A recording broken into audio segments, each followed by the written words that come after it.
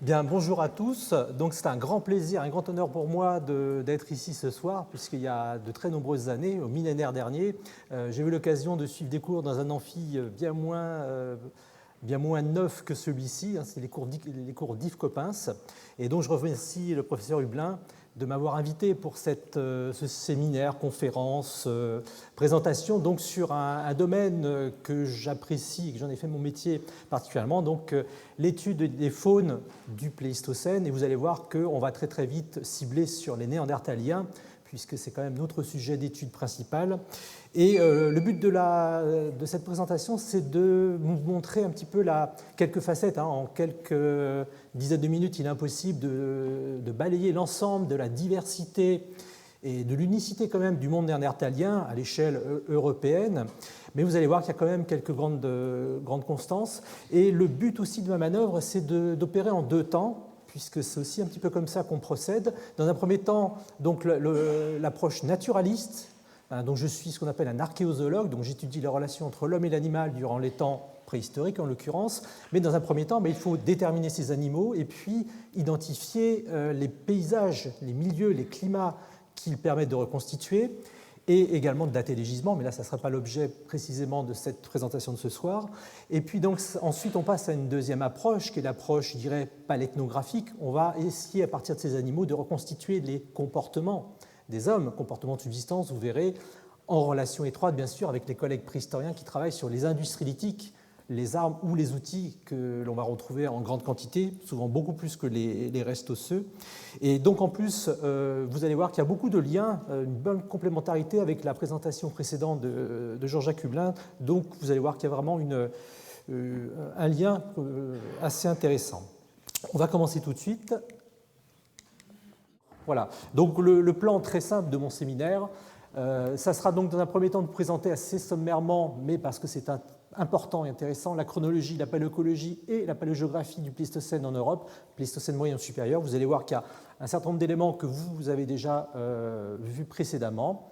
Ensuite, un petit point sur les écosystèmes du Pléistocène moyen supérieur. Point important également, ils sont totalement en grande partie différents de ce qu'on a actuellement, que ce soit par les périodes tempérées interglaciaires ou les périodes glaciaires, et également les périodes de transition.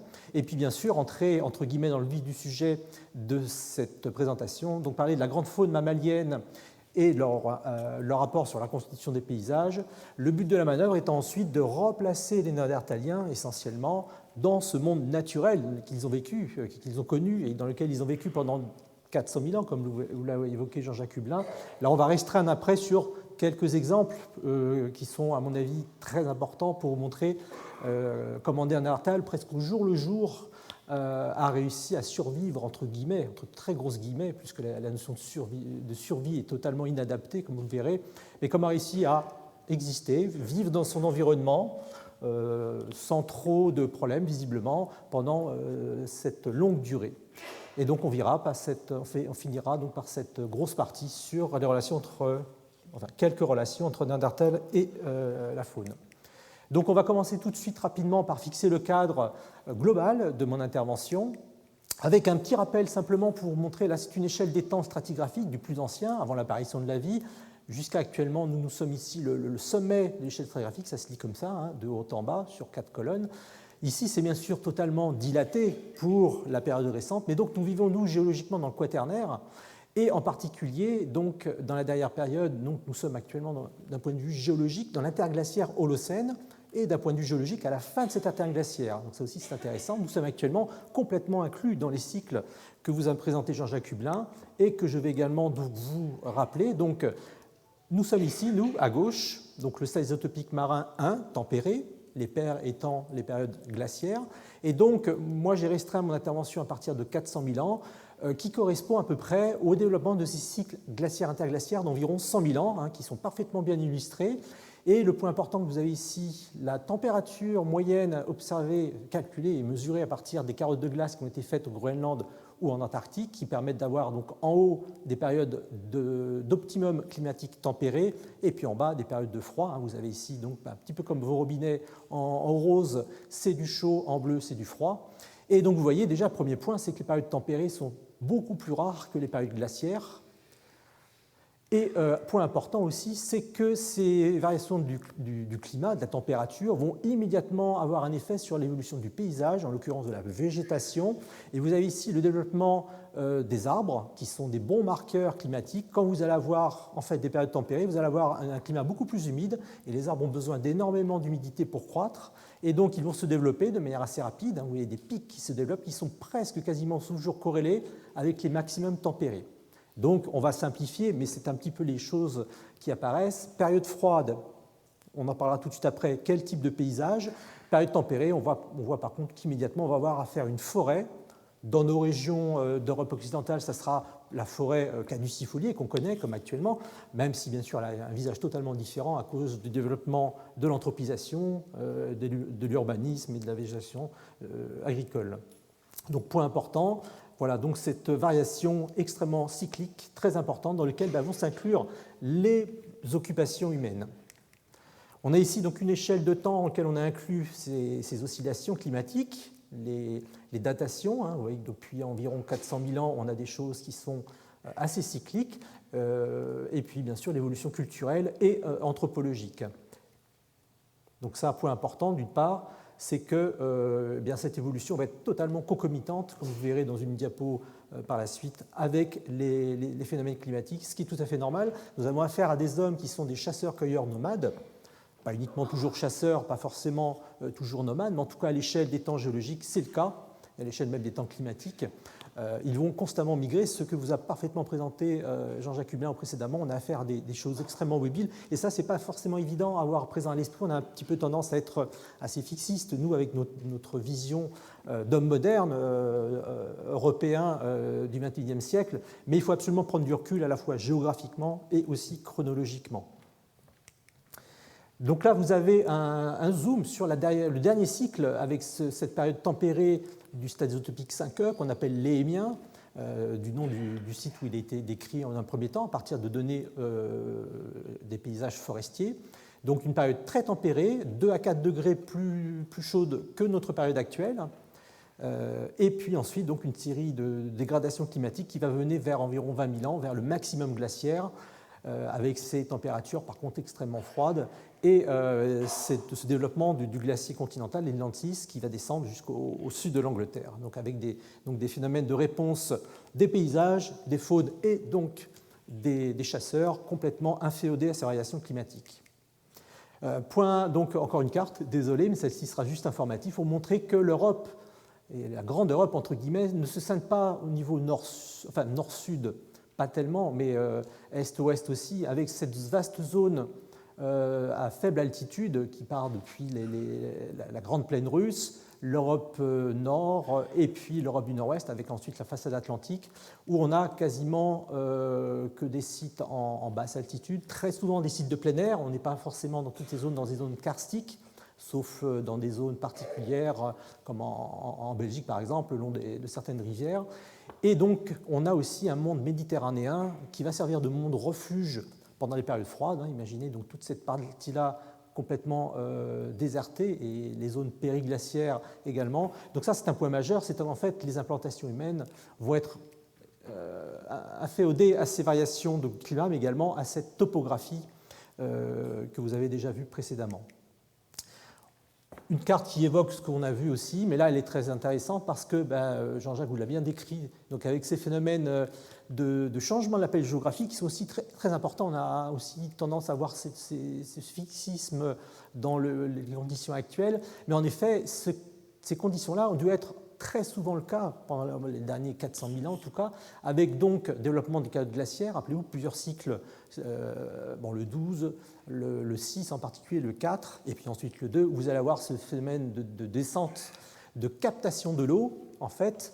Donc la mer du Nord demeure uniquement dans une petite partie au sud de sa zonation actuelle. La Manche disparaît totalement, et vous voyez, les lignes de rivage vont très très loin, plus de 200 km au large de la Bretagne, et toute cette zone va être exondée et permettre donc la présence d'animaux et puis de restes humains. Donc une petite reconstitution d'artistes ici sur le détroit du Pas-de-Calais, justement, actuellement, et pendant les périodes tempérées, et puis pendant les périodes glaciaires, une zone exondée où vous allez avoir la possibilité de présence de troupeaux d'animaux, de grands herbivores, puisque c'est surtout eux qui vont être évoqués aujourd'hui. Donc voilà ce qui explique aussi que dans la mer du Nord, actuellement, quand les pêcheurs néerlandais font du dragage avec des chalutiers, eh bien, ils ressortent presque de plus en plus d'ossements que de poissons plats. Du mammouth, ici une mandibule de félin à dents de sabre, et puis aussi un crâne de néandertalien qui a été trouvé au fond de la mer du Nord, ce qui ne veut pas dire que les hommes étaient amphibies à l'époque, mais qu'on était en pleine période glaciaire. La Manche ou la mer du Nord avait complètement régressé, et donc on était dans une zone découverte, exondée, dans laquelle les animaux existaient, et les hommes venaient aussi chercher leur gibier dans ces zones-là. On passe tout de suite à une reconstitution du cadre, vraiment, du décor dans lequel ont évolué nos chers néandertaliens pendant plusieurs centaines de milliers d'années, donc Pléistocène moyen et supérieur, avec donc tout de suite une représentation claire de ce qu'on a pendant les périodes interglaciaires. Les choses sont assez bien identifiées maintenant, je pense aussi pour vous. Donc une zone de forêt extrêmement importante, sans présence humaine. Nous serions actuellement dans une forêt dense relativement développée, mais quand même avec des zones de prairies assez développées, et donc avec une mixité de ces paysages qui va être variable suivant la topographie et les périodes.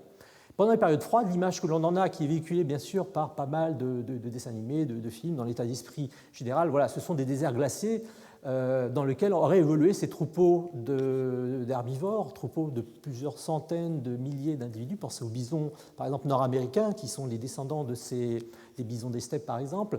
Et en fait, donc, ici, vous avez un mammouth. Un mammouth, c'est 500-800 kg de fourrage par jour, un individu. Il est bien évident que dans un désert glacé comme celui-là, qui correspond actuellement aux zones vraiment très boréales, il n'aurait jamais pu exister, donc il aurait soit il serait mort, soit il aurait été obligé de migrer.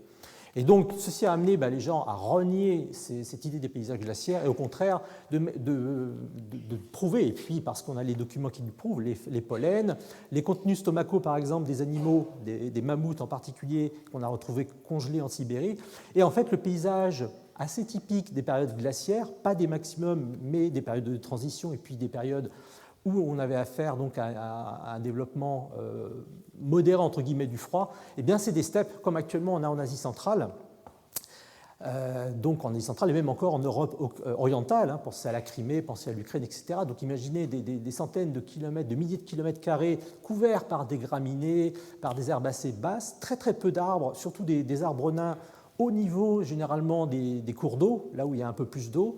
Donc la particularité de ce climat, qui est beaucoup plus continental qu'actuellement, c'est d'avoir une différence de saisonnalité extrêmement importante. L'hiver, il n'y a plus rien à manger, les troupeaux d'animaux vont migrer, donc on va avoir des phénomènes saisonniers extrêmement marqués pendant les périodes glaciaires. Et l'été, la végétation va se développer et les herbivores vont donc revenir coloniser le milieu, suivi par les carnivores et les autres prédateurs que sont bien sûr les néandertaliens. Et donc vous avez ici une représentation, une petite famille de rhinocéros laineux déambulant dans cette steppe qui a été décrite à la fin des années 60 par un paléontologue, un zoologue américain, Guthrie, qui l'a appelée la steppe à mammouth, de par son intégrité végétale et de par l'animal emblématique de ces périodes glaciaires, le mammouth. Voilà, donc ce qui est déjà à retenir. Et donc, ce qui est aussi assez incroyable, ce qui n'a plus aucun équivalent actuel, c'est l'extension géographique de cette steppe à mammouth pendant les périodes froides, qui est donc présente depuis l'extrémité, ici c'est l'Europe occidentale, donc on va dire l'extrémité occidentale, plus loin que vous ayez, après vous êtes dans la mer, jusque tout le nord de l'Eurasie, et puis le détroit de Bering, qui pendant les périodes froides était exondé, permettait le passage en Amérique du Nord. Et on retrouve par exemple des mammouths jusqu'au nord du Mexique, des bisons des steppes, des carnivores comme le lion des cavernes. Le seul animal qui ne soit pas qui ne soit pas similaire entre l'Amérique du Nord et l'Eurasie, c'est le rhinocéros laineux, qui n'a pas réussi à passer, peut-être pour des raisons d'adaptation alimentaire, comme vous verrez tout de suite après, mais sinon donc on a une grande intégrité à la fois zoologique, paléontologique et puis végétale entre toutes ces zones. Donc imaginez actuellement une zonation comme cela ne serait absolument pas possible.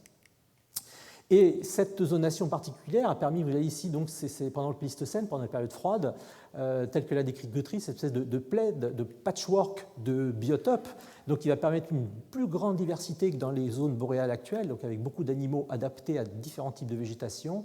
Et on l'oppose par rapport à la végétation latitudinale actuelle, que vous connaissez sûrement, donc avec une zonation des biotopes bien plus restreintes, avec une diversité végétale extrêmement limitée, donc limitant elle-même le nombre d'herbivores. Pour vous montrer une comparaison, en fait, on a essayé de voir pendant un interglaciaire Pléistocène, ici, la richesse en faune grands mammifères uniquement, et mammifères de taille moyenne, petits carnivores et grands rongeurs. Et ici, c'est l'Holocène actuel, encore une fois, sans intervention humaine. Donc vous avez ici par groupe alimentaire. Ici, vous avez en fonction de la masse, donc les animaux, les très grands herbivores, comme les elphantidés, les rhinocéros, etc., puis les tout petits sont là. Et vous voyez donc cette gigantesque diversité potentielle qu'on retrouve parfois dans les gisements en intégralité, parfois uniquement certaines espèces, qui vous démontre que le monde pléistocène, que ce soit en période froide ou en période tempérée, était en fait une espèce de pied de cocagne, une espèce de garde-manger permanent dans lequel les Néandertaliens, comme ça vous a été précisé précédemment, relativement peu nombreux, avec peut-être aucun contact ou très peu de contact avec les lointains voisins, peut-être à des kilomètres ou des centaines de kilomètres ou des milliers de kilomètres de là. Donc ils vivaient au milieu de cette gigantesque biomasse. Et donc actuellement, nous n'avons qu'une vision très tronquée et très limitée de cette diversité animale, végétale et donc aussi humaine, mais qui, a priori, n'a rien à voir avec une intervention humaine. On pense que c'est ces changements climatiques à la fin de la dernière période glaciaire qui ont entraîné une disparition, un filtre dans lequel beaucoup d'animaux n'ont pu résister. Voilà donc cette représentation, avec aussi cette pulsation qui vous a été évoquée précédemment, qu'on retrouve, nous, dans les déplacements de faune, avec, ici, vous avez toujours le même système. Oula, j'ai été trop vite. Voilà, donc là, les pulsations, donc les zones refuge méditerranéennes, Espagne, Italie en grande partie, qui vont servir donc de zones refuge pour la végétation interglaciaire et les animaux adaptés à cette végétation, et puis la zone refuge sibérienne pour les périodes glaciaires et la steppe.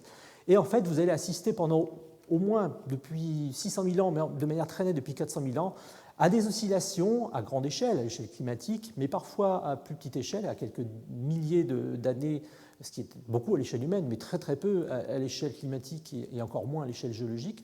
Donc pendant les périodes, au début des périodes interglaciaires, vous avez donc une remontée de la végétation arborée, suivie par les animaux qui sont inféodés, et donc vous avez une régression de la steppe, et les animaux adaptés à ces paysages régressent vers l'est de l'Eurasie. Donc aussi, il faut avoir une vision extrêmement large de ces phénomènes migratoires. Et inversement, début glaciaire, régression parce que l'assèchement du climat entraîne la régression de la forêt, donc les espèces forestières vont se réfugier dans les zones méditerranéennes, et puis vous avez la steppe qui vient recoloniser donc les herbacées, les graminées, etc. Donc cette zone-là, au pied des glaciers, et vous avez donc les faunes qui reviennent.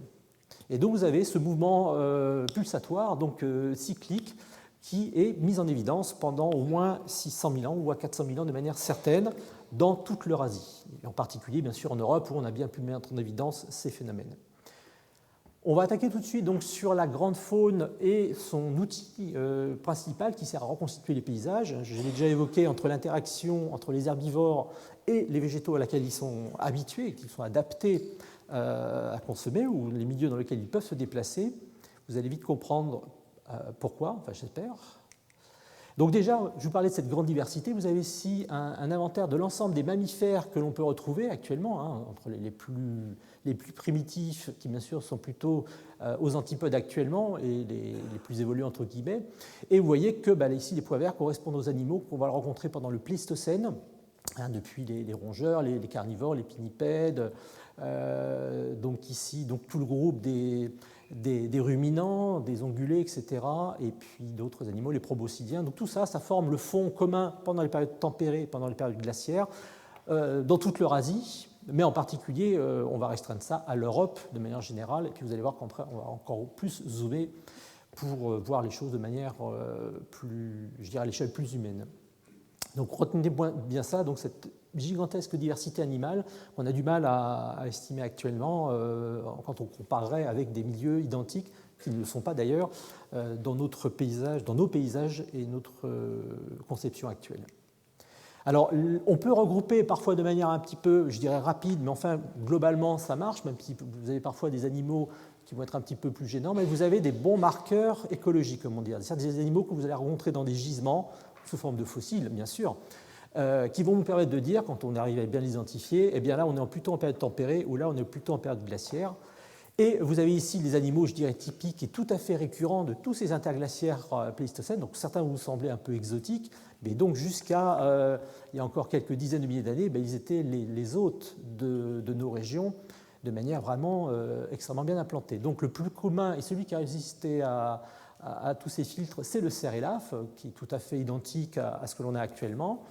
Le daim, qui était aussi un animal très courant pendant les périodes très tempérées, les maximums interglaciaires, qui a disparu de nos régions et donc qui a été réimplanté aux périodes historiques.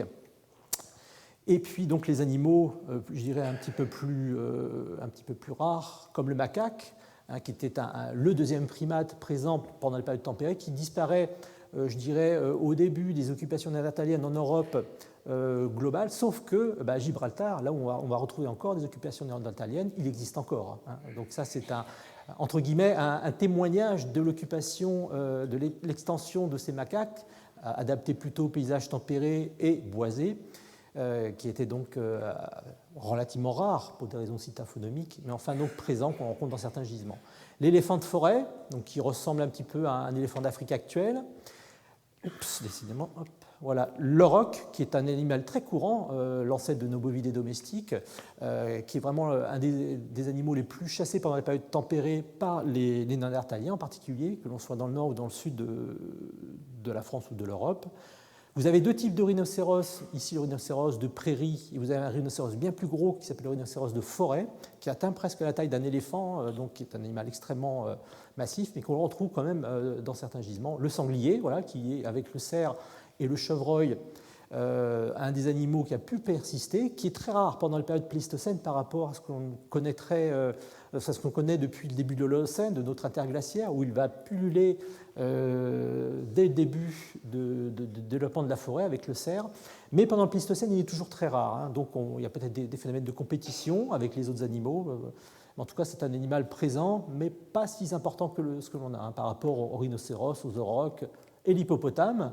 En effet, l'hippopotame, pendant les périodes tempérées, on va le retrouver dans quasiment toutes, quand on a la chance d'en avoir, toutes les grandes rivières européennes, en France, la Seine par exemple, la Somme, la Tamise, etc., en Allemagne aussi, le Rhin. Et donc c'est un animal vraiment courant pendant les interglaciaires pléistocènes.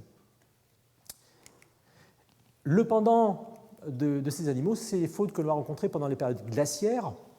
Glaciaires, encore une fois, c'est les périodes de transition avec le début de développement de la steppe, et puis les périodes, je dirais, froides, mais pas les maximums de froid, où là, on a les pergélisols, on a les permafrosts, donc les plantes ne poussent plus, donc il n'y a plus rien à manger pour les herbivores, et de fait, on observe, en particulier dans les zones plus septentrionales de l'Europe, un désert, cette fois-ci des airs glacés, entre guillemets, mais là, il n'y a plus personne, ni animaux, ni végétaux, et aucun néandertalien pour être présent.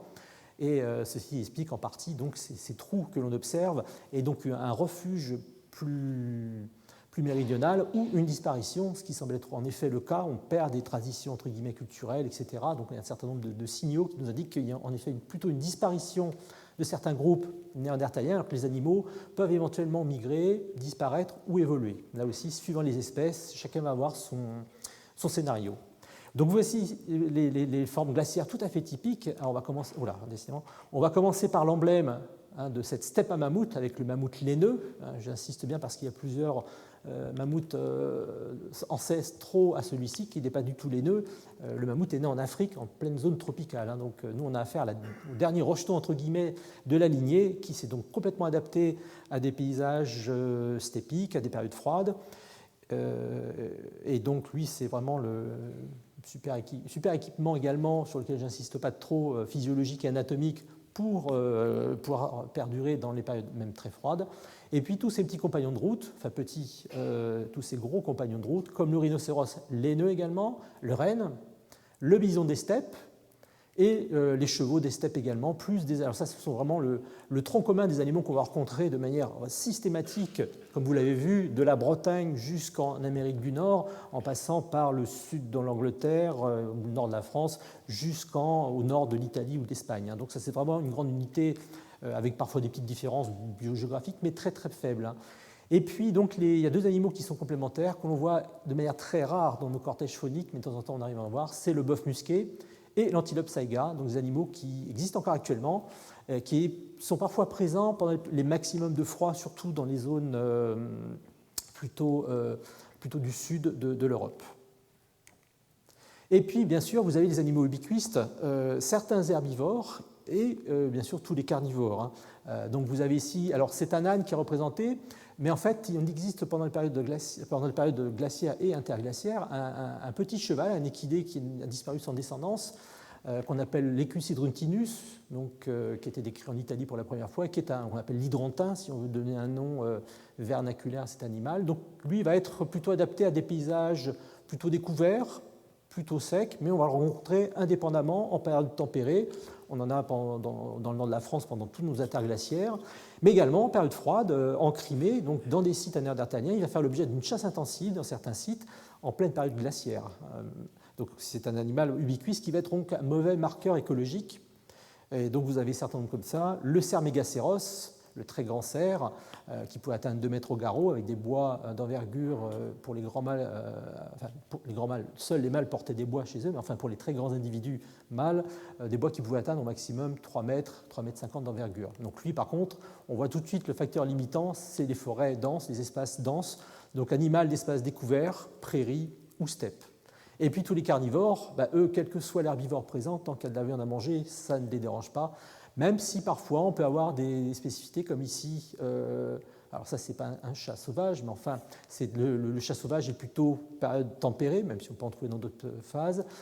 Les ours des cavernes, pareil, ubiquistes, le loup ubiquiste, le félin à dents de sabre ubiquiste, hyène, pareil, lion des cavernes, même si il existe plutôt dans les espaces découverts, ou le lion des steppes, comme on l'appelle maintenant, lui pareil, ubiquiste, on va le rencontrer pendant les périodes tempérées ou pendant les périodes froides. Alors là, vous ne voyez pas l'échelle, mais pour le lion des cavernes, c'est 2 mètres au garrot, un animal particulièrement le super prédateur des temps pléistocènes. Là, on ne rentre pas dans le détail, juste pour vous montrer une partie seulement de la richesse que vous aviez vu tout à l'heure, par groupe zoologique. Et puis, depuis, vous avez ici le listing des 16 isotopiques, depuis les 1 million d'années environ jusqu'à stade isotopique 2, puis le 1, ce serait ici.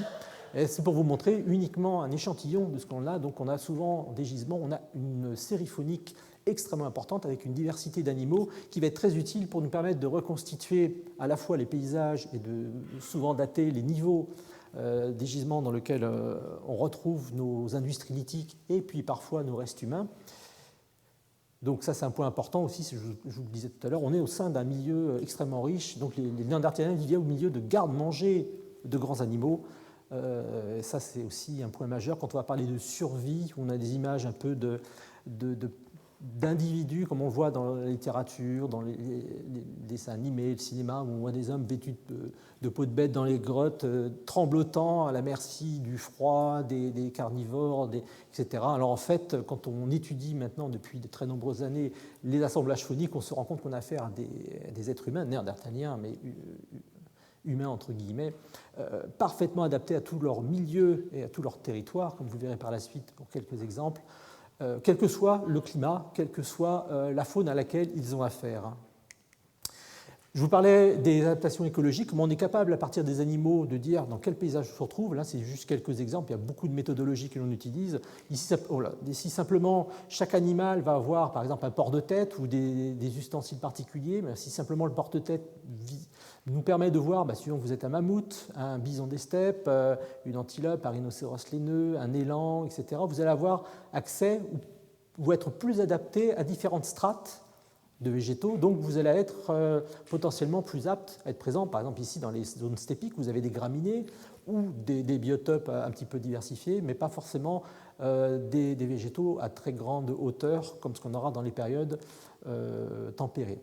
Et vous avez ici donc une répartition des animaux, avec parfois je vous parlais des animaux ubiquistes, donc vous allez avoir par exemple le cerf, où on peut le retrouver dans des espaces assez diversifiés, même actuellement on peut le retrouver dans des zones de taïga, de steppe ou de forêt tempérée, donc c'est parfois un bon marqueur écologique, parfois ça ne l'est moins, donc il faut aussi raisonner en termes non pas d'une espèce, même si parfois ça l'est, mais d'association faunique, c'est vraiment le terme important.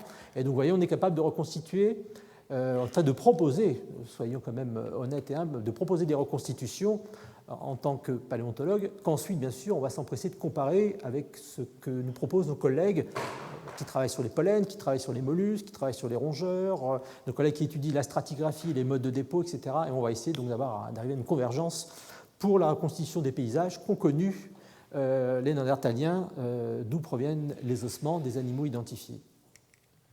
Et comment on procède? Par exemple, une autre méthodologie, donc vous avez le fossile, ici du rhinocéros de prairie. Et donc ça nous permet d'estimer l'adaptation écologique. Donc là, c'est un milieu de prairie, période tempérée. L'auroch, ici un crâne et donc un animal qui est plutôt de période tempérée et d'espace découvert. Le cerf, l'homme, alors là c'est Rahan, mais c'est un crâne néandertalien. Donc Rahan c'est plutôt sapiens, mais enfin c'était pour faire un petit appel. Et donc vous avez une possibilité de regrouper les animaux par adaptation écologique. C'est boisé, on va dire ouvert de type prairie, en simplifiant beaucoup. Et puis ouvert de type arctique, c'est cette toundra, donc cette steppe à mammouth des périodes froides. Et donc cette méthodologie permet très vite de classer et de voir immédiatement, quand on est dans des milieux très, très contrastés, à qui on a affaire, entre guillemets, ou dans quel milieu vivaient nos néandertaliens. Vous avez ici l'exemple de Biach-Savas que je vous présenterai tout à l'heure, donc en contexte interglaciaire, pendant le stade isotopique 7, vers 240 000 ans. Et vous avez donc le développement extrêmement important de la forêt, plus de 60% du paysage, indiqué par les animaux adaptés à consommer des végétaux de la forêt. Des espaces ouverts de type non arctique, la prairie. Donc vous voyez, vous avez un paysage quand même semi-fermé, mais pas totalement fermé. Et puis ouvert Arctique 0 pour un épisode tempéré. Et donc ça, c'est vraiment la constante qu'on va observer pendant tous nos paysages pléistocènes, sauf parfois, vous le verrez dans le site éhémien de Caour, qui vous a été mentionné tout à l'heure, où on a un développement bien plus important de la forêt parce qu'on est à l'optimum climatique de l'éhémien, donc il va faire très chaud, et malgré tout, on aura toujours cette espèce indiquant de la prairie. Le pendant glaciaire à Beauvais, qui vous a été mentionné, donc on est en pleine steppe à mammouth, une période relativement froide, vers 55-60 000 ans, donc on est juste après le stade isotopique 4 qui était assez froid. Immédiatement, donc on était là en contexte très froid, donc il n'y a pas du tout de possibilité de développement pergélisol, mais dès que les conditions deviennent non pas clémentes, on reste en période froide, mais permettent l'apparition de la steppe donc en climat continental. La Manche est encore disparue, donc on est vraiment dans une zone périglaciaire. Et bien assez vite, donc les Néandertaliens vont recoloniser en suivant les animaux, donc en suivant ces animaux de la steppe à mammouth, et on va avoir cette fois-ci 0% d'espèces indiquant un paysage forestier.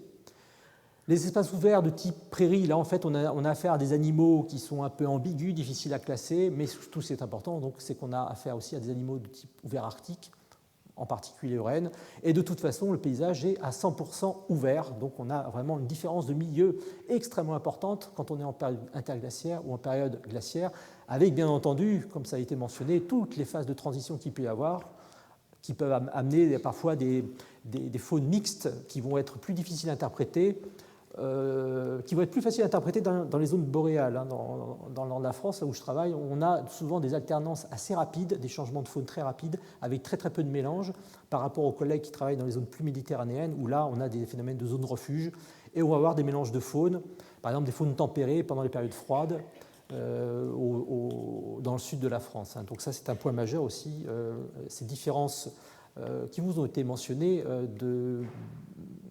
biogéographiques, dans lesquelles bien sûr les Néandertaliens vont devoir, entre guillemets, faire comme les animaux, s'adapter, migrer ou disparaître.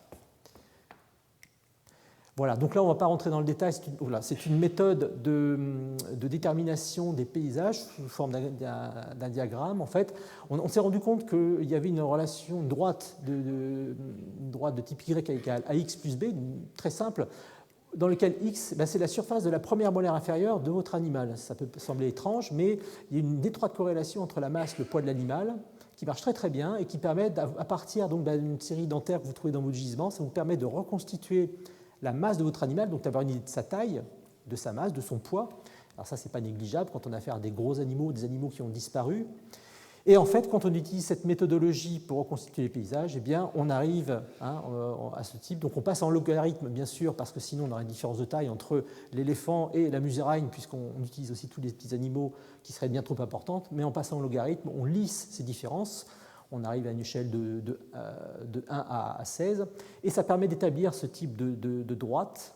Donc vous avez ici les plus gros animaux et les plus petits. Et vous les classez par ordre décroissant de masse, et ça vous donne une courbe avec parfois des ouvertures, et puis une pente particulière. Donc là, c'est Biache en contexte tempéré, et toujours Beauvais en contexte glaciaire. Vous voyez donc le point marquant, une pente très faible ici en période tempérée, très importante en période glaciaire, et puis cette ouverture ici qui correspond aux animaux de taille moyenne qui sont absents dans les zones glaciaires, dans cette steppe à mammouth. Et quand on regarde la grille de lecture des scénogrammes, il y a 4 grands types de scénogrammes, on voit que là, pour les périodes tempérées, pour Biache, on est dans un milieu climat humide, mais avec quand même une petite ouverture qui correspond à l'ouverture des prairies que vous avez vues précédemment. Donc il y a une bonne convergence des méthodologies qui nous permettent d'être très assurés quand on va dire l'homme de Néandertal, de ce site de Biache, vivait dans tel type de paysage. On ne l'invente pas ou ce n'est pas une vision que l'on a, c'est vraiment à partir de documents de proxy, comme on dit,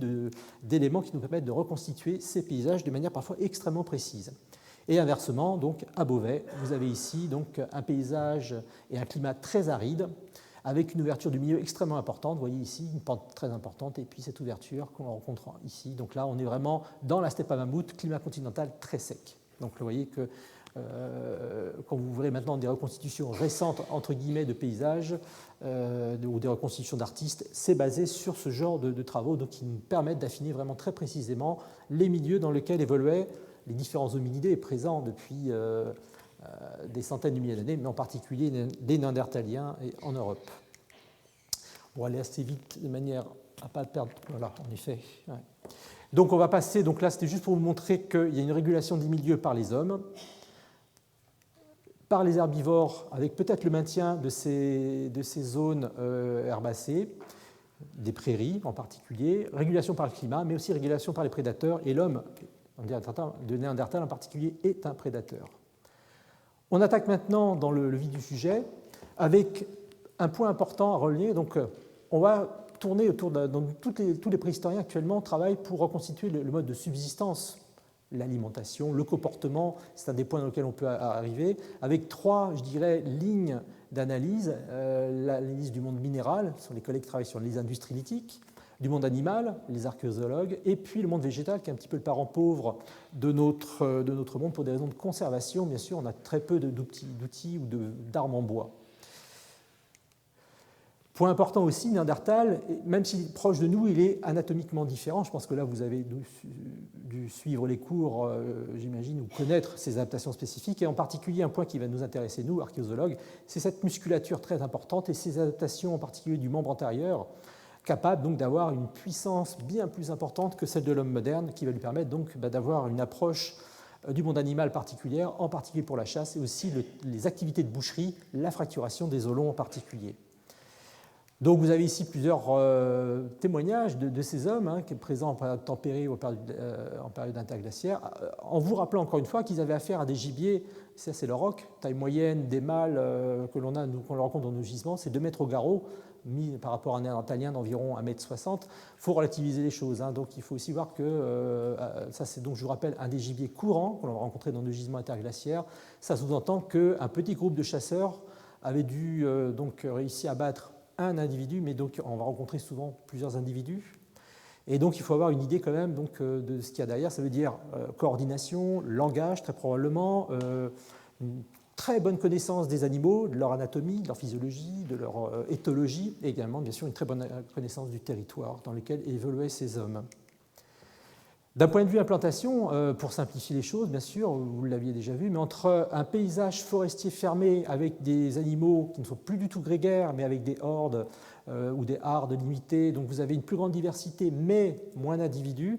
À l'inverse, vous avez des paysages très découverts avec des animaux peut-être en moins grand nombre, mais qui sont extrêmement grégaires, avec des troupeaux, je vous ai mentionné de rennes, peut-être des dizaines ou des centaines de milliers d'individus, des bisons, des steppes, etc., des rhinocéros laineux, des chevaux, des mammouths. Donc, rappelez-vous cette idée de garde-manger. Mais voilà, donc ça veut dire qu'en fonction des paysages, les stratégies de chasse, d'acquisition ou de charognage, enfin d'acquisition de nourriture par les hommes vont être très variables. Et ce que nous montrent maintenant les données archéologiques depuis des décennies, et en moins depuis 400 000 ans ou 300 000 ans, suivant que l'on fait faire apparaître le phylum néandertalien, c'est que à chaque fois, dans nos sites interglaciaires ou glaciaires, on va retrouver des hommes parfaitement adaptés à leur milieu, ce qui explique que souvent on qualifie ces hommes d'une part de plus grands chasseurs de tous les temps et d'hommes de tous les climats, parce que c'est vraiment le rendu que l'on a quand on fait une étude de tous ces gisements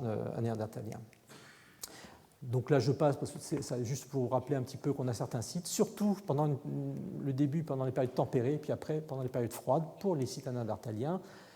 Une carte pour vous montrer aussi que là, vous avez vraiment un palimpseste des occupations interglaciaires et glaciaires, mais donc que vraiment le lien climatique et le paysage est vraiment indéniablement lié aux variations des sites néandertaliens. Donc on a vraiment des hommes chasseurs-cueilleurs nomades, donc complètement inféodés à leur milieu et au paysage. Donc je vais vous parler pratiquement, et je vous ai parlé pratiquement que de grands mammifères, mais simplement, sachez qu'il y a une certaine diversité chez les Néandertaliens, surtout les Néandertaliens les plus récents. Auparavant, donc les premiers et les autres, c'est surtout des grands herbivores qui vont être chassés, mais pas uniquement, vous le verrez ensuite. Et on a, vers la fin des derniers gisements néandertaliens, donc une plus grande diversité, en particulier en Espagne. Ici, vous avez en particulier, c'est une phalange de phoques qui vient d'une grotte à Gibraltar, donc un des derniers témoignages de présence humaine, présence néandertalienne, pardon. Et donc, ça vous montre que la diversification des sources alimentaires mammaliennes, en tout cas, était assez importante. En Espagne, on va aussi trouver pas une spécialisation, mais une orientation vers les animaux de petite taille, pas uniquement des mammifères, des tortues, des lézards, du poisson, des oiseaux, des lapins, etc. Donc on va avoir une plus grande diversité, peut-être liée à une nécessité d'avoir accès à d'autres sources de nourriture, puisqu'on va se retrouver assez vite en compétition avec les hommes modernes, et puis une période particulière. Voilà. Sinon, on va aller assez vite sur la présentation de certains gisements. Plutôt que de vous faire une étude globale de toutes les facettes ou les unicités des comportements néandertaliens en fonction du temps et de l'espace, je vais prendre en fait deux gros exemples et puis deux petits encadrés qui vont vous montrer cette facette assez diversifiée du comportement néandertalien par rapport à la grande faune, donc par rapport à l'alimentation, mais pas uniquement, vous verrez. Et en fait, les racines néandertaliennes commencent même assez loin, puisque dès 300 000 ans à peu près, on a un site donc à Cagny-l'Épinette, dans la vallée de la Somme, ici, donc en période tempérée, stade isotopique 9. Et alors, on n'a pas trouvé de restes humains, malheureusement. On a une industrie qui est encore acheuléenne, avec des bifaces, mais on commence déjà à voir apparaître des traits, en particulier au niveau de la gestion des animaux, qui vont être présents ensuite dans nos sites néandertaliens, et en particulier ces traits. Donc là, vous avez une liste phonique, c'est surtout le roc et le cerf qui sont présents, donc des choses que vous avez déjà entendues. Et en fait, ce qu'on va voir apparaître, c'est une première utilisation de l'os en tant qu'industrie. L'homme ne va plus se contenter d'utiliser la matière première lithique, le silex essentiellement, qui est la matière la plus utilisée, en particulier dans la partie nord de la France. Ici, il va étudier donc les ossements pour s'en servir comme ce qu'on appelle nous des retouchoirs ou des compresseurs, donc une industrie en os peu élaborée. En fait, les ossements, c'est l'objet de beaucoup d'études, et donc les ossements vont servir par exemple à réaffûter les outils, les racloirs. Vous faites des activités de boucherie, au bout d'un moment, votre outil ne coupe plus, comme nous on a un petit peu une pierre aiguisée, les hommes vont prendre une matière plus tendre que le silex, en l'occurrence soit les boîtes cervidées, soit les ossements, et vous allez avoir ici une plage de stigmates, vous voyez des petits enlèvements qui correspondent à une percussion sur l'industrie lithique, le silex. Vous avez ici un autre exemple qui est très intéressant, c'est pour ça que je vous disais, on entre de plein pied dans le monde néandertalien dès 300 000 ans. Vous avez ici donc ce qu'au début on appelait des billots, hein, des supports de travail, qui en fait, avec l'expérimentation et l'étude précise des stigmates, ont montré qu'on avait affaire vraiment à des percuteurs.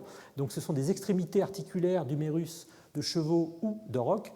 Et donc ça a 300 000 ans, et ça c'est un dessin d'un site extrêmement important qui était identifié dès le début du XXe siècle, l'Aquina, avec donc cette fois-ci on est en période tempérée, là en période glaciaire, c'est pas de l'auroch, c'est du bison des steppes, mais vous voyez, même style de stigmate, là on est vers la fin du monde néandertalien, presque 300 000 ans plus tard, 250 000 ans en tout cas plus tard, et vous avez exactement le même type de stigmate, donc c'est assez incroyable de voir cette persistance des choses, et ce phénomène va disparaître ensuite. Chez les hommes modernes, on n'aura plus cette chose de manière si importante. Les retouchoirs sont toujours présents, mais pas forcément les mêmes types de supports et pas le même type d'utilisation.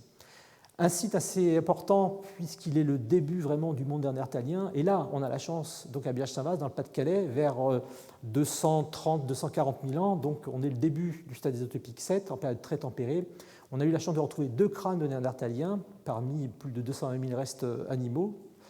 Et en fait, donc, vous avez ici la stratigraphie assez complexe, et donc sur le niveau bien daté, vers 240 000 ans. Donc on est vraiment au début de la période tempérée, qui correspond, le stade isotopique 7, à une espèce, pas de révolution, mais on voit qu'il y a un cran qui vient de passer. On a beaucoup plus de sites qui apparaissent, on a beaucoup plus d'implantations humaines, d'un néandertalien uniquement, bien sûr, en tout cas en Europe. Et on sent qu'il y a quelque chose, il y a un palier qui vient de passer, un climat particulier, une nouvelle association de faune qui se crée, et puis bien sûr le développement de ces néandertaliens qui vont apparaître et être très vite présents dans le milieu. Donc une faune dominée par le roc, mais aussi, ça c'est une facette assez intéressante, la deuxième espèce chassée à Biach, c'est l'ours brun, qui n'est pas du tout un animal intrusif, un carnivore prédateur. Il a été chassé, il y a des marques de découpe dessus, comme vous en verrez rapidement ensuite, la fracturation des os, il est mêlé au reste de boucherie des herbivores, donc c'est assez intéressant. Et les courbes de mortalité des animaux ne sont absolument pas des courbes de mortalité naturelle. Vous avez ici pour les aurochs des jeunes adultes et des adultes, alors que normalement une mortalité naturelle, on aurait beaucoup de jeunes et puis des adultes plus âgés. Donc là, il y a vraiment une prédation, une activité qui a été faite, en l'occurrence par l'homme, et que l'on retrouve chez l'ours brun ici, jeune adulte et adulte. Alors par contre, sur le rhinocéros de prairie, qui est la troisième espèce présente, vous avez une modalité totalement différente, liée aussi à la taille de l'animal et à la dangerosité pour l'abattre. Vous avez ici, je ne sais pas si on va bien les voir, des ossements d'ours brun. Ici, c'est un tibia avec des marques de découpe pour retirer la viande. Ici, des métapodiens pour retirer en fait ce que l'on pense la fourrure. Ça, c'est assez important. Dès que l'homme de Néandertal arrive et est identifié vers donc 250 000 ans, 240 000 ans, il va utiliser tout de suite un carnivore comme donnée alimentaire, mais aussi comme utilisation non alimentaire. Ça, c'est une dimension assez intéressante. Donc, il va récupérer la fourrure. Vous verrez ensuite que c'est le cas. Mais aussi, un autre ours qui est présent, c'est l'ancêtre de l'ours des cavernes, aussi des petites stries, des coupes, qu'on observe généralement au niveau du crâne, là où la peau est directement attenante aux ossements, et donc aussi au niveau des phalanges. L'industrie osseuse est extrêmement importante. On a à Biach une des plus grandes collections que l'on connaisse actuellement en Europe, avec plus de 330 de ces objets qu'on appelle des retouchoirs, donc de l'industrie en os, des os à stigmates. Et vous avez ici quelques exemples assez intéressants, donc avec des stries de découpe, vous voyez, des superbes stries, la plage de stigmates qui correspond à cette zone de percussion de l'industrie. Ici, donc un autre exemple. Vous voyez, donc c'est systématique. Les os ont été fracturés de manière fraîche, donc on pense que l'activité de boucherie pour récupérer la viande a été faite. Ensuite, les os ont été fracturés pour récupérer la moelle, et puis l'homme a récupéré des fragments d'os qui traînaient pour réaffûter ces silex pour qu'ils soient plus efficaces pour découper. Donc vous voyez aussi souvent des stries de raclage associées pour nettoyer en fait sur un os frais. Vous avez un tissu qu'on appelle le périoste, qui est un tissu qui permet la croissance de l'os, aussi sa protection et sa réparation en cas de dommage. Et en fait, ce tissu sur les os frais, donc c'est aussi intéressant, ça veut dire que l'os a été fracturé quand il était frais ou travaillé quand il était frais, c'est-à-dire l'animal venait probablement d'être abattu, et donc il faut gratter ce périoste, donc avec un racloir en silex, et ça va vous laisser des traces de raclage ici, vous voyez, des longues stries longitudinales qui sont différentes des stries que vous avez vues tout à l'heure perpendiculaires au grand axe, qui sont plutôt des stries de découpe des masses charnues, des muscles, donc de la viande. Et donc on a tous ces témoignages sur les ossements qui nous permettent de reconstituer, vous voyez un autre exemple, Et donc aussi, au niveau de la répartition spatiale des ossements, de la répartition anatomique des ossements, on identifie donc les zones alimentaires qui sont ciblées, les zones où on a plus d'ossements parce que les os sont fracturés sont en jaune, c'est vraiment les zones les plus alimentairement intéressantes. Et puis pour l'ours, la partie crânienne et puis les phalanges correspondant à un travail de recherche non alimentaire, en l'occurrence la fourrure. Et vous avez ici donc, ce qu'on appelle une chaîne opératoire, ce que font généralement nos collègues généticiens de manière récurrente. Nous, on commence à le faire un petit peu dans une chaîne opératoire des activités de boucherie pour nos sites. Ça a été fait en collaboration avec mon collègue David Hérisson de l'INRAP. Et donc lui a travaillé sur l'industrie lithique, moi donc sur la faune. Et on a pu comme ça mêler à la fois l'industrie, ici, et la faune. Et en l'occurrence, je vous parlais de la récupération de la faune. Vous avez ici des crânes, enfin un fragment de crâne d'ours des cavernes, d'ours bruns. Je ne sais pas si vous voyez ici ces stries longitudinales qui correspondent à des coupes de la fourrure attenante aux pattes pour récupérer un maximum de fourrure. Et donc ça, vous avez toute cette chaîne opératoire, ici dépouillage, donc retirer la peau, dépeçage, la mise en pièces d'animaux. Ici, donc, le décharnement, récupération de la viande, avec ces stries que l'on observe, les outils, donc avec des stries parfois très intéressantes, puisqu'on a des petites irrégularités que l'on retrouve, donc vraiment, on retrouve presque le geste des hommes. La récupération de la moelle, vous fracturez l'os pour récupérer la moelle, qui est un tissu lipidique extrêmement nourrissant, donc les hommes, même depuis les australopithèques, ça c'est pas caractéristique des Néandertaliens, donc les hommes vont récupérer, donc ça vous produit des choses très intéressantes, des éclats avec le point d'impact du percuteur, le galet, qui a permis à ouvrir l'os, et des petits éclats qui sont produits, donc qui permettent de bien identifier ces activités, et puis parfois des pièces qui sont vraiment extrêmement travaillées. Et puis ces retouchoirs qui correspondent presque à la fin de l'activité, avec d'autres activités à but non alimentaire, en particulier là, le raffûtage de ces racloirs qui servent aux activités de boucherie. Voilà. On va passer très vite à Ranville pour vous montrer juste un site un peu plus récent que Biache en Normandie. On n'a pas tempéré.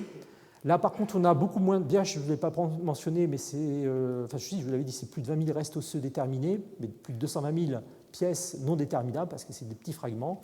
Là, Ranville, on a 700 pièces. Et, par exemple, pour l'animal emblématique de ce site, c'est l'éléphant de forêt. Il y a 130 pièces, mais qui correspondent à un seul individu. Alors ça nous a obligé un petit peu à avoir un scénario d'interprétation d'un site où on a retrouvé de l'industrie néandertalienne. Qu'est-ce qui s'est passé? Comment expliquer cette diversité? Alors on a du cerf, on a nos aurochs aussi, en petite quantité, avec une conservation anatomique qui indique qu'on a affaire à des os qui ont été ramenés. Vous avez ici donc des os de cerf ou d'auroch avec cette fracturation. On n'a malheureusement pas de stries de découpe, donc on n'a pas pu aller plus loin, mais enfin on voit qu'on a une fracturation pour récupérer la moelle. On imagine donc qu'il y a les mêmes scénarios alimentaires que ce que l'on a vu précédemment pour Biache, par exemple. Voilà, un tibia d'auroch fracturé pour accéder à la moelle, donc là il n'y a aucun problème. Et puis l'éléphant, ça c'était, donc rappelez-vous, un seul individu, on a trouvé une défense, une mandibule, des fragments ou des éléments de vertèbres, de côte, le bassin, et aucun élément ni du crâne, pas de dents supérieures, alors qu'on trouve la mandibule quasiment intacte, et surtout aucun élément des pattes. Et ça, donc, ça nous a amené à interpréter ça en fonction d'autres gisements pléistocènes, mais aussi de comparatifs avec des comportements alimentaires actuels de populations qui vivent en contact avec les éléphants d'Afrique actuels, donc même si on est dans des contextes totalement différents d'un point de vue climatique, et puis on a affaire à une autre espèce, Homo sapiens, et non plus Homo neanderthalensis. Là, en fait, on s'est rendu compte visiblement, donc on a affaire non pas à une chasse à l'animal, mais peut-être à un charognage. Donc les hommes ont emporté les parties les plus intéressantes d'un point de vue alimentaire, les pattes. Donc on est sur un site, l'animal, imaginez un éléphant qui meurt, une maladie ou d'un problème physiologique. Et puis les hommes passent, ils venaient de chasser quelques cerfs, quelques aurochs, ils ont des fragments qu'ils emmenaient peut-être vers leur lieu de campement, saisonnier probablement, et ils tombent sur un éléphant fraîchement mort, ils ne vont pas faire la fine bouche, ils vont récupérer les parties alimentairement intéressantes et les embarquer avec. Et donc ça c'est très important parce que ça nous permet de reconstituer, à la fois d'intégrer les comportements presque au jour le jour. Là, c'est une opération qui a duré peut-être une demi-journée tout au plus, et puis replacer ça dans un territoire bien plus large, ce qui vous a été présenté parfaitement bien par Jean-Jacques. Donc avec une opération initiale de chasse traditionnelle, auroch-cerf, les hommes se déplacent sur le territoire et tombent sur un squelette de mammouth, un cadavre d'éléphant fraîchement mort. Ils récupèrent les parties alimentaires et repartent ensuite vers le site d'habitat, en laissant d'ailleurs peut-être des éléments qu'ils avaient récupérés de rocs et de cerfs, mais récupérer une patte d'éléphant, ça vaut peut-être mieux que de récupérer une patte de cerf d'un point de vue alimentaire. Donc ils laissent la patte de cerf et ils repartent avec les pattes d'éléphant. Donc on arrive parfois à aller très très loin dans la constitution des comportements des hommes néandertals, mais encore une fois, retenez bien, toujours totalement attenants à leur climat, au paysage et puis à la faune à laquelle ils sont invadés, tout ça dans une gestion territoriale extrêmement bien nette. Je pense qu'il faut aller beaucoup plus vite. Voilà, donc on va finir avec Cahors. C'est un site extrêmement important parce qu'il a permis de renouveler, de confirmer les concepts qu'on avait d'occupation des paysages et des périodes, puisque c'est un site, donc vous allez le voir, qui est en plein optima de dernière interglaciaire, les Émiens, vers 123 000 ans, donc on est vraiment en plein dedans, donc il faisait 2 à 4 degrés plus chaud qu'actuellement, une zone très forestière, assez développée, vous allez voir quand même avec des petits espaces de type prairie encore présent, mais là on a quand même une forêt bien plus importante, confirmée par les données des mollusques.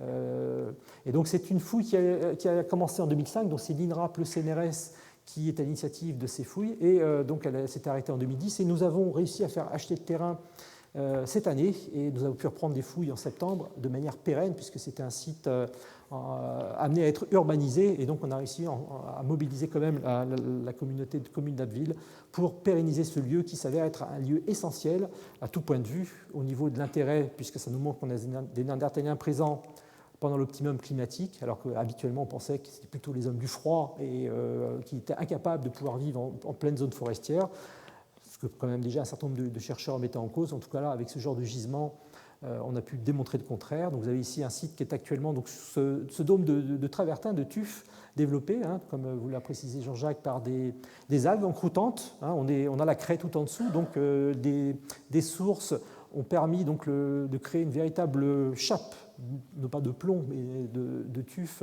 de travertin au-dessus du site. Sinon, il aurait été complètement lessivé, érodé par les phénomènes périglaciaires postérieurs, et comme beaucoup de sites émiens, probablement auraient disparu. Là, on a cette chance. Donc, un milieu très carbonaté qui a évité la dissolution des ossements, et puis surtout une chape qui a permis la persistance du site. Vous avez ensuite une stratigraphie qui est géniale. Vous avez sur 30 cm, vous avez 4 niveaux d'occupation. Ce sont les niveaux les plus sombres ici que vous avez. Donc avec ce niveau principal là que vous avez mentionné tout à l'heure, ce niveau de tourbe compacté. En fait, les niveaux les plus sombres correspondent à des périodes où l'homme est présent, alors que ici, les périodes plus claires, c'est là où se développent les sources, les zones beaucoup plus difficiles, beaucoup trop humides. On n'a pas affaire à des amphibiens, mais bien à des hommes qui aiment bien le milieu solide. Ils ne vivaient pas du tout dans les tourbières, mais au sommet ou au début de la formation. Et donc, en fait, on a des niveaux sans mélange de faune, donc 4 niveaux d'occupation dans lesquels on retrouve de la faune et de l'industrie lithique en position primaire. Donc, on a vraiment, quand on fouille, on retrouve le site tel que nous l'a laissé Néandertal en partant. Vous avez ici donc, voilà, la fougère, donc ces développements, là c'est un petit roseau donc, qui s'est développé, et puis ces algues encroutantes ont développé, un petit peu comme les arbres, saisonnièrement, donc une série d'encroûtements calcaires qui a permis non pas la préservation de la plante qui a disparu, mais de la forme en tout cas de la plante. Et puis vous avez cette stratigraphie donc très claire, et puis surtout cette datation 123 000 ans, plus ou moins environ 3 000 ans. C'est-à-dire quelle que soit l'incertitude de datation qui est assez... Pour vous, ça peut être plus ou moins 3 000 ans, c'est gigantesque. Mais l'incertitude, ça nous fait du 126 jusqu'à 120 000 ans. C'est-à-dire on reste totalement dans l'interglaciaire et émien, donc on est vraiment sûr qu'on est pendant cette période la plus tempérée, une des plus tempérées qu'ait connue l'Europe depuis plusieurs centaines de milliers d'années. Et les hommes sont là, et vous voyez ici un petit bestiaire des animaux, le cerf. Le cerf, donc c'est l'animal le plus représenté, avec notre ami le daim, qui était mentionné, qui est une forme plutôt de période vraiment tempérée et interglaciaire, qui est rare pendant les périodes de transition, mais très bien développée à Cahors, puisque dans le dernier niveau, le plus chaud, il est même l'animal dominant. Donc on a vraiment une idée d'un paysage très forestier. Le chevreuil est présent, le rhinocéros de prairie, le roc, le sanglier, un cheval, mais ce n'est pas un cheval de steppe, c'est un cheval de prairie, et puis deux animaux qui sont là, le loup et l'ours brun. L'ours, on n'a pas d'éléments, mais le loup, vous allez voir qu'il y a des choses intéressantes. En tout cas, vous voyez une faune extrêmement bien cohérente, uniquement adaptée à des paysages en contexte climatique interglaciaire et dominée par la forêt, avec quand même des espaces de prairie. Donc ça, c'est aussi intéressant. On n'a pas affaire à une forêt dense, même si elle peut être relativement importante, à 80% de la forêt, c'est déjà pas mal, mais il reste quand même des espaces pour permettre la persistance de l'auroch et du rhinocéros de prairie, et probablement du cheval aussi, même si une potentialité de survie de ces animaux en domaine forestier n'est pas à exclure non plus. Voilà, donc au niveau de ce que je vous ai mentionné, du nombre de restes, cerfs et daims sont dominants de très très loin. Et ce qui est très important à Caour, c'est que le bon état de conservation du matériel nous a permis de mettre en évidence un travail de boucherie incroyable. Je dis incroyable parce qu'on a presque tous nos aulons sont fracturés. Hein. Vous avez environ actuellement 11 000 pièces d'identifiées à Caour. Et vous avez ici donc une estimation minimale d'ailleurs d'environ 2500 os portant des marques anthropiques. Et quand on regarde comment s'est réparties ces marques, malheureusement très très peu de marques de découpe. Ça c'est incroyable parce qu'on a pourtant un matériel très bien conservé. Et on n'a que 15 os sur les 2500 os avec des marques anthropiques qui ont des marques de découpe, de décharnement essentiellement, sauf une, vous allez voir, qui est assez incroyable et assez intéressante. Donc des os fracturés, donc on récupère la moelle, et puis surtout une quantité d'os brûlés, parce qu'on a identifié dans un niveau 2 zones de combustion avec ces ossements. Alors, on passe très vite. Voilà une pièce très intéressante, c'est un radioluna d'auroch. Pour vous donner une idée, je vous parlais tout à l'heure de l'auroch de 2 mètres au garrot, ça c'est un radioluna d'un grand mâle qui pouvait atteindre 2 mètres au garrot, donc qui était probablement cette dimension. Il a été abattu, vous avez des strips découpes ici au niveau de zone d'insertion musculaire, et en plus, après, vous avez cette superbe fracturation avec une zone d'encoche ici, un point d'impact. Donc après avoir récupéré la viande, le Néandertal a fracturé l'os pour récupérer la moelle osseuse, et vous avez fait quand même un boudin de moelle de cette dimension-là, donc une quantité de nourriture extrêmement intéressante pour ces hommes-là. Voilà donc le type d'ossement qu'on retrouve de manière courante, des os qui présentent des points d'impact, ici c'est du cerf, donc pour l'ouverture des ossements pour accéder à la moelle osseuse. Voilà, du cerf, donc il y a une autre pièce ici importante, des crânes aussi, avec beaucoup de bois de chute, mélangés avec des bois des animaux portant les bois, donc il y a des différences de saisonnalité, hein, les animaux, les cerfs perdant leur bois à des périodes différentes. Donc ça c'était en cours d'étude pour essayer de clarifier les choses. Voilà le cas. Aussi des traces très intéressantes, on en a peu, mais quand elles sont présentes, elles sont très intéressantes. Vous avez ici une mandibule, partie basse d'une mandibule de cerf. Là, on les voit assez bien. Ce sont des strips découpes et ils sont sur la partie interne de la mandibule, c'est-à-dire là où la langue est attachée par les ligaments. Et en fait, ce qui se passe, c'est qu'on a ici un témoignage de la récupération de la langue pour les cerfs. Et ceci est confirmé pour un os hyoïde, donc un os qui se situe sous le crâne, qui maintient aussi la langue. Et donc cet os hyoïde d'auroch présente, vous voyez, des petites strips découpes. Donc on a aussi un témoignage de récupération de la langue chez nos néandertaliens, à Caour, donc au dernier interglaciaire. Donc une exploitation totale, intensive et extrêmement efficace de leurs ressources alimentaires en période tempérée. Donc là, vraiment, on a vraiment des hommes totalement adaptés à ces variations climatiques, ce qui nous fait vraiment confirmer que ce sont bien des hommes de tous les climats et le plus grand des chasseurs. Voilà. Et cet os que je vous ai mentionné tout à l'heure, c'est un os d'une patte avant de loup. Et vous avez ici, à cette partie-là, vous voyez, des strips découpes qui pourraient correspondre à une activité de récupération de la fourrure, comme pour l'ours brun à Biache, au cycle glaciaire, enfin au cycle tempéré précédent. Donc là aussi, c'est intéressant, c'est que là aussi, le carnivore, le loup, qui est représenté par peut-être une dizaine de restes, et peut-être aussi un animal qui a servi de gibier, pas forcément pour la nourriture, mais peut-être pour les aspects non alimentaires, la fourrure en l'occurrence. Voilà. Et puis ces zones d'activité qu'on a pu mettre en évidence lors des fouilles par mon collègue Jean-Luc Locht. Et donc vous avez des zones, pour le niveau 4, hein, des zones de combustion auxquelles s'articulent les activités. Hein, donc on a vraiment la chance d'avoir pour ce niveau les choses en place, avec les zones de débitage de l'industrie lithique, les aires de boucherie. Hein, là c'est un carré, vous voyez les os fracturés provenant de quelques ossements, des osselons de cerf, et tout a été laissé sur place, donc ça c'est assez extraordinaire. Et puis aussi ces zones de foyer, alors qui sont des foyers non aménagés. Hein, c'est vraiment des zones de rubéfaction du sol qu'on a pu mettre en évidence. Et quand on a tamisé les ossements provenant d'un mètre carré concernés par ce foyer, vous voyez, on a plus de 250 pièces osseuses avec différents degrés de combustion, de la plus simple, peu de temps passé dans un foyer peu intense, noir, jusqu'à des os très blancs, voire bleus, qui indiquent une calcination très importante dans des foyers qui ont duré de nombreuses heures à une très forte température. Donc il y a vraiment une activité qui se crée autour de ces foyers, mais on est en plein optimum climatique, donc les foyers n'ont rien à voir avec le froid. Voilà. Et puis donc là, c'est juste pour montrer, on arrive à aller très très loin dans l'identification des individus. Donc c'est une étudiante en thèse que j'encadre, Noémie Sévèque, qui est en train d'établir les courbes d'abattage pour les différents niveaux de BH, entre le cerf, le daim, mais aussi les autres individus. Et puis surtout, donc vous voyez, vous avez des différences suivant les niveaux entre les espèces. Donc ça c'est très intéressant. Il y a une différence, une adaptabilité des hommes en fonction de leur climat et du gibier présent.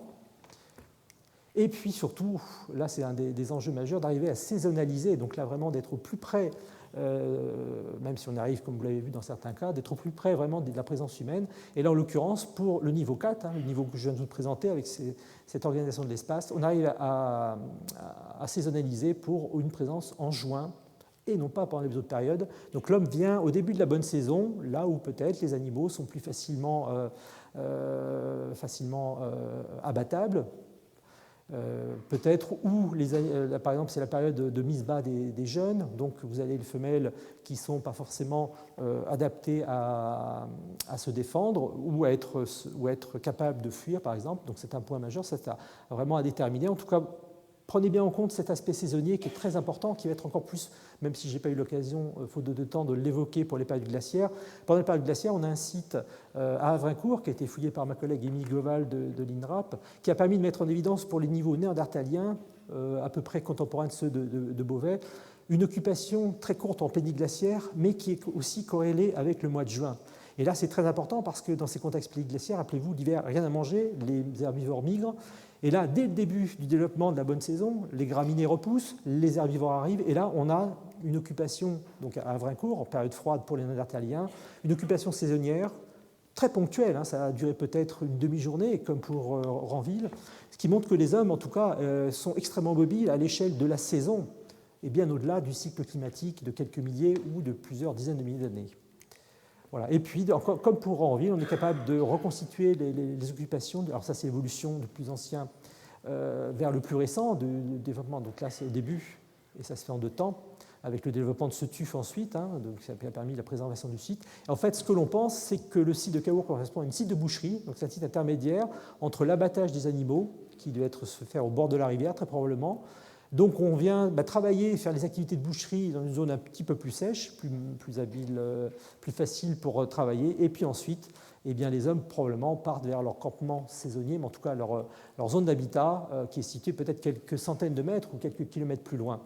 Donc ça aussi c'est important, cette gestion du territoire qui semble totalement adaptée et totalement parfaite par nos prédécesseurs européens. Voilà, et j'en terminerai avec ces propos.